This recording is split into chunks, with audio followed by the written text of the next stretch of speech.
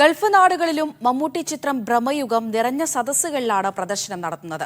ഒമാനിൽ Mammootty fans and welfare association fans ഷോയും black and white photo മത്സരവും സംഘടിപ്പിച്ചു. മസ്കത്തിൽ നിന്നുള്ള പ്രേക്ഷകരുടെ പ്രതികരണത്തിലേക്കാണ് ഇനി. നമ്മളെല്ലാവരും വളരെ പ്രതീക്ഷയോടെ ഇരുന്നൊരു ചിത്രമായിരുന്നു ഭ്രമയുഗം. സിനിമ അനൗൺസ് ചെയ്തപ്പോൾ തന്നെ നമുക്കൊരു പ്രതീക്ഷ ഉണ്ടായിരുന്നു. പക്ഷേ അത് ഈ ഒരു ലെവലിലേക്ക് വരും നമ്മൾ ഒട്ടും പ്രതീക്ഷിച്ചില്ല. കാരണം ക്രിട്ടിക്സിനിടയിൽ നല്ലൊരു അഭിപ്രായം വരുമെന്നൊരു പ്രതീക്ഷ ഉണ്ടായിരുന്നു. പക്ഷേ ഇതുപോലെ സാധാരണ ആളുകൾക്കും സിനിമ ഇത്രത്തോളം ഇഷ്ടമാകുമെന്ന് സത്യം പറഞ്ഞ സ്വപ്നത്തിൽ പോലും കരുതിയില്ല. ഇതിൽ എടുത്തു പറയേണ്ടത് മമ്മൂക്കയുടെ ഈ ഇടയ്ക്കുള്ള സ്ക്രിപ്റ്റ് സെലക്ഷനാണ്. നമുക്കറിയാം, കോവിഡിന് ശേഷം നമ്മുടെ നാട്ടിലെ ആളുകളുടെ ആസ്വാദന രീതി ശരിക്കും മാറിയിട്ടുണ്ട്. അത് ശരിക്കും ആ പൾസ് മനസ്സിലാക്കി എനിക്ക് തോന്നുന്നത് മലയാള സിനിമയിലെ ഒരേ ഒരാൾ മമ്മൂട്ടി മാത്രമായിരിക്കും.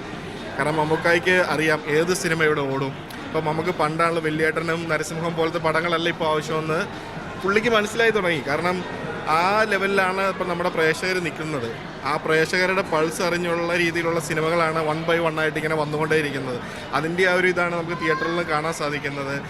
ബ്ലാക്ക് ആൻഡ് വൈറ്റ് ആയതുകൊണ്ട് ആദ്യം ഒരു സംശയം ഉണ്ടായിരുന്നു പടം എങ്ങനെയാവുന്നല്ലുള്ള. പക്ഷേ പടം കണ്ടു കഴിഞ്ഞാലാണ് മനസ്സിലായത് അത് ഏറ്റവും ഉചിതമായിട്ട് തന്നെയാണ് ബ്ലാക്ക് ആൻഡ് വൈറ്റ് കൊടുത്തതെന്നുള്ളത്. പിന്നെ അത് നന്നായിട്ടുണ്ട്.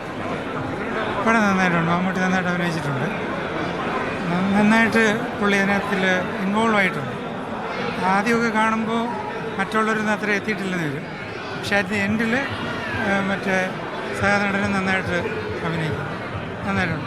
ഒരു ഭയങ്കര ഒരു പടം എന്ന് പ്രതീക്ഷിച്ചു വരരുത്. മമ്മൂട്ടിയൊരു അതിൽ അഭിനയിച്ച് 3 പേരൊരു വെറൈറ്റി ആയിട്ടുള്ള ഒരു പോക്ക്. അല്ലാതെ നമുക്ക് ഭയങ്കരമായിട്ട് എക്സ്പെക്ട് ചെയ്ത് വന്നു കഴിഞ്ഞാൽ ഒന്നും ഒരു തേങ്ങ മനസ്സിലാവുമെന്ന് പറഞ്ഞാൽ എന്താ പറയാം, മൈൻഡിലേക്ക് കയറിയില്ല സത്യം പറഞ്ഞാൽ. അതിൻ്റെ ഇതൊക്കെ കുഴപ്പമില്ല, ക്യാമറ വർക്കൊക്കെ സൂപ്പർ, ആംഗിളൊക്കെ സൂപ്പർ. പിന്നെ ബ്ലാക്ക് ആൻഡ് വൈറ്റിൽ എടുത്താൽ തന്നെ ആ പടം മനസ്സിലാവുള്ളൂ. പടം ഞാനിപ്പോൾ പടം കണ്ട് വ്യത്യസ്തമായിട്ടൊരു പടമാണ്.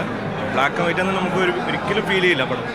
കാരണം അത് ഫസ്റ്റ് ഒരു സ്റ്റാർട്ടിങ് കഴിഞ്ഞ് പിന്നെ ഫുൾ ആ പടത്തിലേക്ക് നമ്മൾ ബ്ലാക്ക് ആൻഡ് വൈറ്റിലേക്ക് നേരെ ഇതാണ്. പിന്നെ അതുപോലെ തന്നെ മമ്മൂക്കാൻ്റെ പ്രകടനം പിന്നെ പറയേണ്ട ആവശ്യമില്ലല്ലോ, അത് ഗംഭീരം തന്നെ.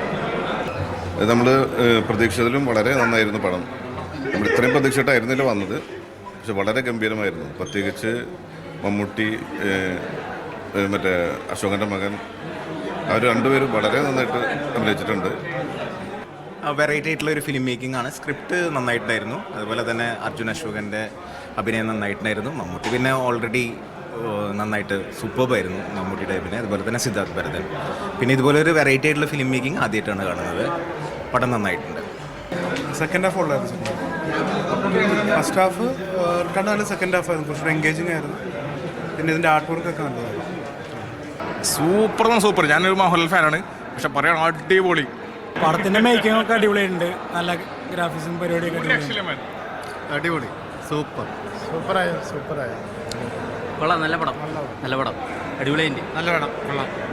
സൂപ്പർ പടം. അടിപൊളി പടം.